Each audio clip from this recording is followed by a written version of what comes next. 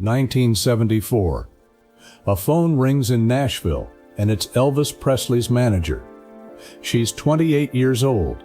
Elvis's producer has already called her. "Come down to the studio. Elvis wants to meet you. Elvis is cutting your song tomorrow." She's told her friends.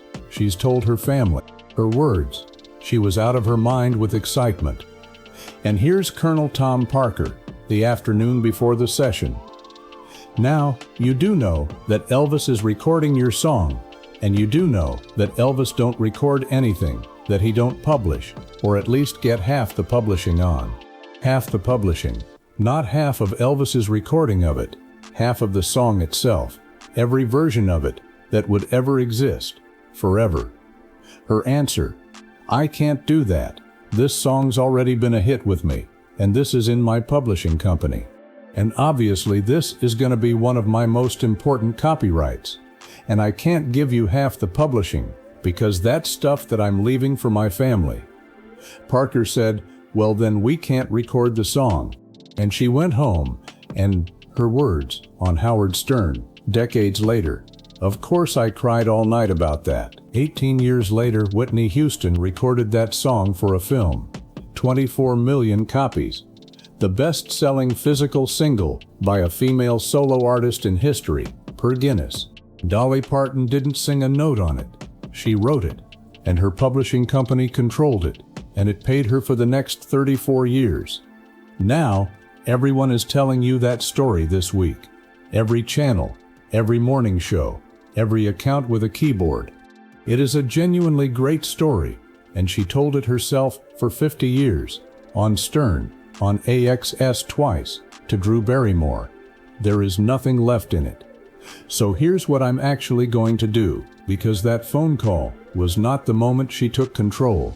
That phone call was the moment she used control she'd already been fighting over for 9 years, and had already lost a large piece of.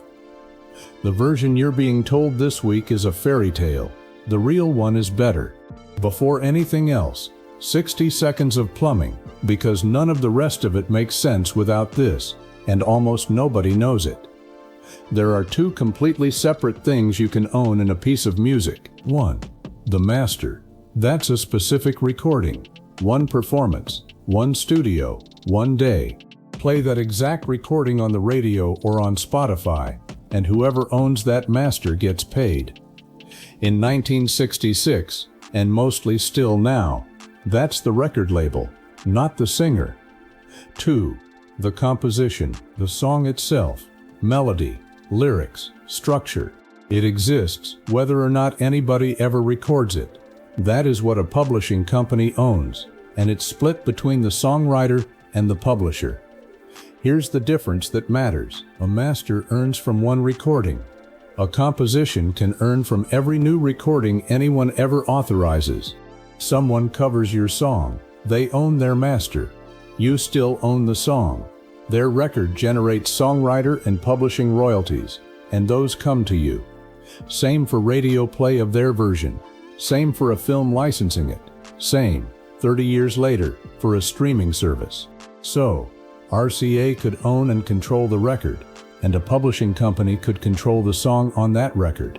Two different things, two different owners, at the same time. That distinction is the entire episode.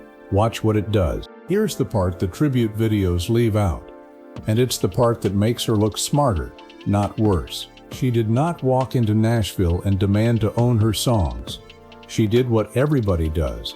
She graduated from Sevier County High School in 1964, and she moved to Nashville the next day. Not that summer, the day after. 19 years old, and she'd already been working since she was 10. Her first radio and television job was the Kaz Walker Show out of Knoxville, July 8, 1956. Her uncle Bill Owens took her there. Her family didn't own a television. She was on one before she'd ever watched one. And in early 1965, a man called Fred Foster signed her and Bill Owens to his publishing house, Combine Music, and then signed her to Monument Records as an artist. That is the standard deal. Somebody else publishes your songs. Somebody else owns your records. You are 19, and it is presented to you as how this works for everyone, because it is how it works for everyone. She took it. She was in it for about a year and a half, and then something happened that almost never happens. She got out, and instead of signing the next one, she built her own. 1966 gets about 4 seconds in most of the obituaries you'll see this week. It is the most important year of her professional life. 2 things happen. On the 30th of May, Memorial Day, she marries Carl Dean in a small ceremony in Ringgold, Georgia. She stays married to him for 59 years until he died in March of last year at 82. He essentially never appeared in public, not once, across 6 decades of her being one of the most photographed women alive. And on the 18th of November, 1966, after the combined contract has ended, she and her uncle Bill Owens set up a publishing company. They call it O-Par, Owens and Parton, welded together.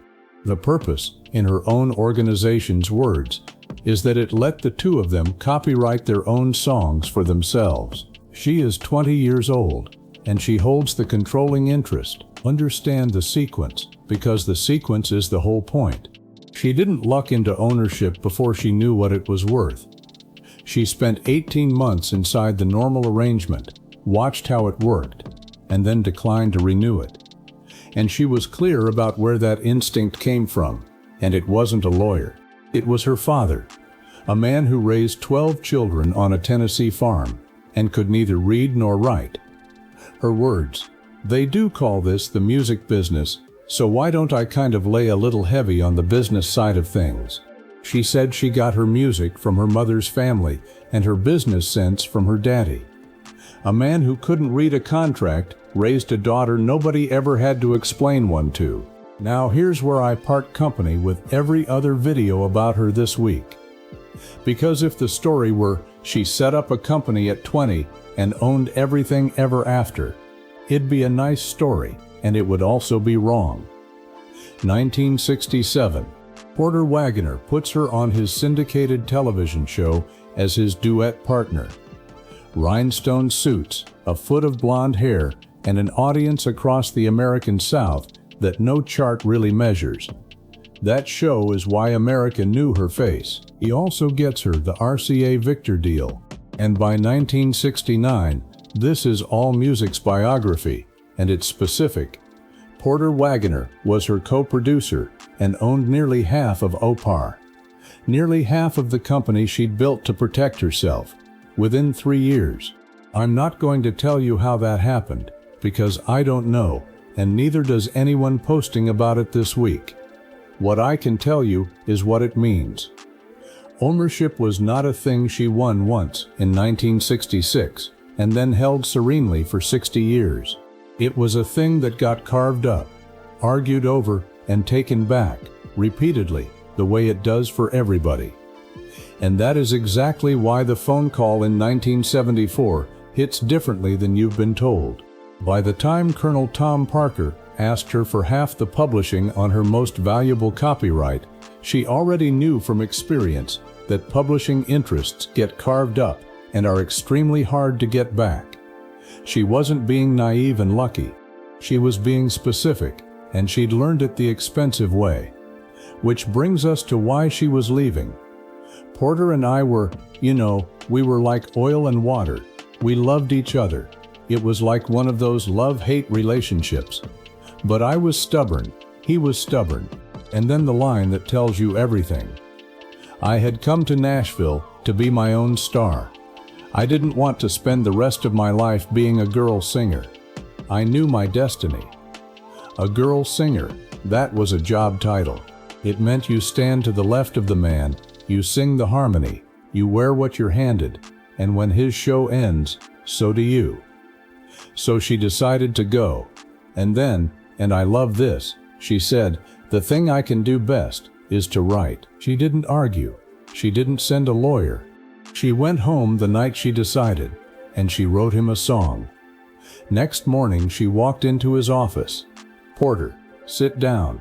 I got something I need to sing to you." Just her and a guitar. him behind the desk, and tears started rolling down.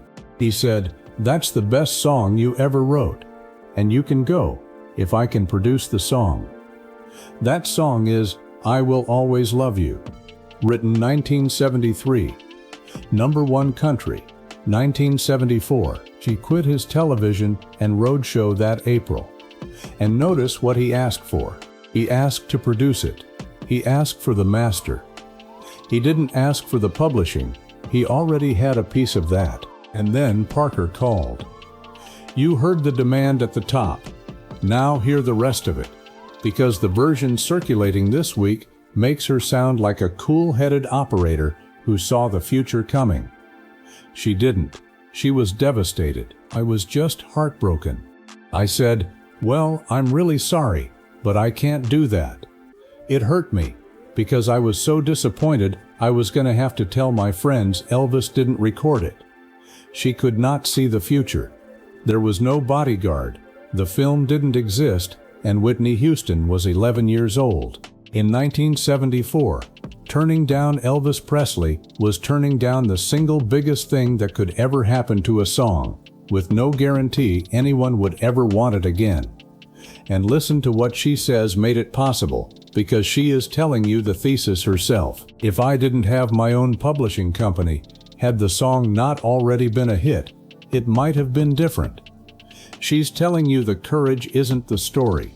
The structure is the story. She had a company, and she had a hit, and those two facts are what let her say a word that most people in that position physically cannot say. You cannot refuse to sell what you do not own. There's nothing brave available to you. There's only a signature, and she never blamed anybody for asking. I didn't blame Elvis, and I didn't blame Colonel Tom either. It was a decision I had to make at the time, and I'm glad I did. Quick detour, because this one tells you who she actually was. 1980. She's on a film set for the first time in her life, a workplace comedy called 9 to 5, with Jane Fonda and Lily Tomlin.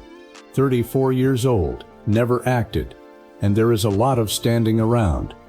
So she sits there tapping her fingernails together, acrylics, long ones. I always play the nails, and I'd come up with little things that I would see on the set, like I tumble out of bed, and I stumble to the kitchen, pour myself a cup of, and I thought, wow, that sounds like a typewriter. That clicking at the front of 9 to 5, the sound the entire record is built on, is her fingernails. And the album credits say it out loud, Nails by Dolly.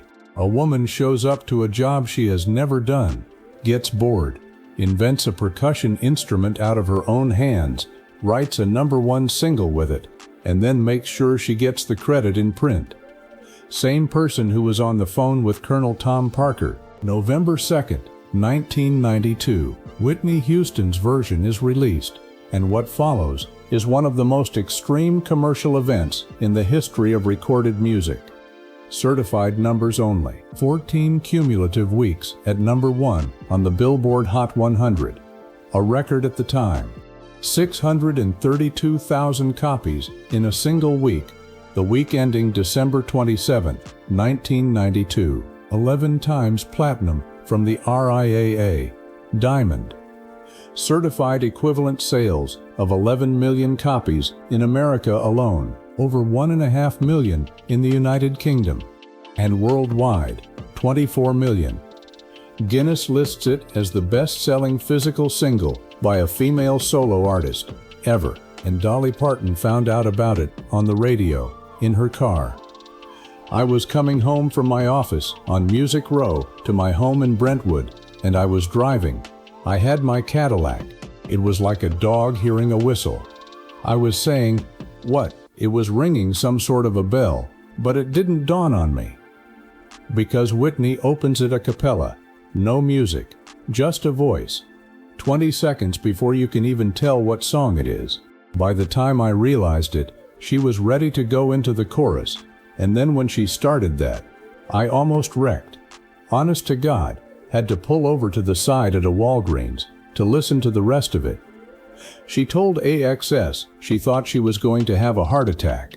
I just couldn't believe that my little song, my little simple song that was written straight from my heart. And then, because she is exactly who she is, she gets to the money without blinking. When Whitney recorded, I was like, oh good, 'cause now I own 100% of the publishing, 100% of the writing, and I did really well with that.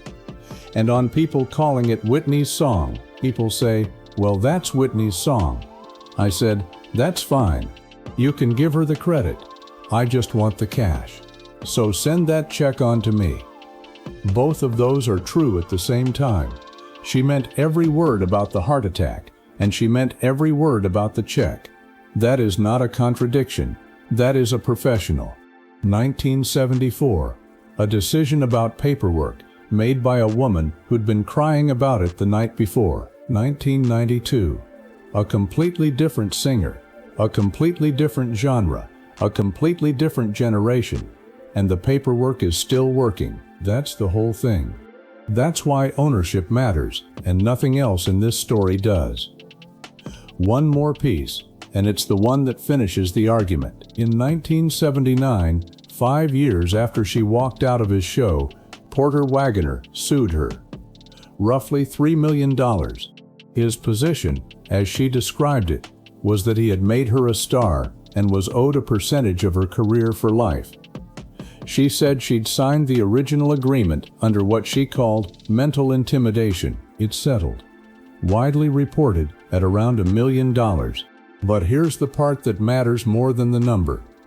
According to AllMusic's biography of her, by the time it was settled, she regained her copyrights, and Wagoner took a fee and the recording studio the two of them had shared. So read the whole arc back. 1965. She signs the normal deal, like everyone. 1966. She builds her own company instead of renewing it. 1969. Nearly half of that company belongs to somebody else. 1974. She refuses to let a second person take half of her most important song. 1979. She gets sued for $3 million and pays to get her copyrights back. 1992. Those copyrights produce one of the biggest singles in the history of the world. Ownership was never something she had. It was something she kept buying. You're going to see a lot of numbers this week about what Dolly Parton was worth. Here are two, both from serious outlets, and they don't agree. Fortune, October 2025, $650 million, of which about $150 million is the catalog. Forbes, this week, $450 million, with the catalog around 120. $200 million apart. Not because either of them is careless, because these are private assets.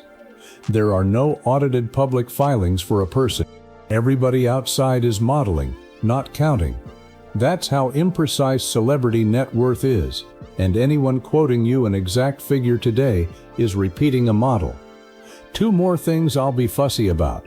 She did not own Dollywood, she co-owned it. Around 3 million visitors a year, and you'll see she owned Dollywood everywhere this week, and it's wrong. And publishing is not Masters. She retained nearly all her publishing. That is not the same as owning every recording she ever made, and I haven't seen that established, so I'm not telling you it.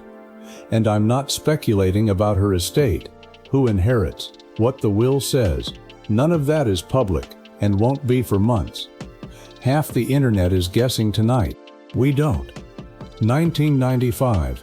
She starts the Imagination Library. It mails a book to a child every month, free, from birth until they start school. No income test. You sign up, the books come. She started it for her father, the man who raised 12 children and could not read or write. She said he was ashamed of it. She said she wanted the children in her county never to feel that. It operates in 5 countries now. It has gifted more than 330 million books. She said over and over that of everything she did, that was the one she was proudest of. Not the songs, not the films, not the park. And the name she liked best wasn't any of her titles. The local children started calling her the book lady. and her father picked it up, and that's the one she kept. National Medal of Arts, 2004. Kennedy Center Honors, 2006.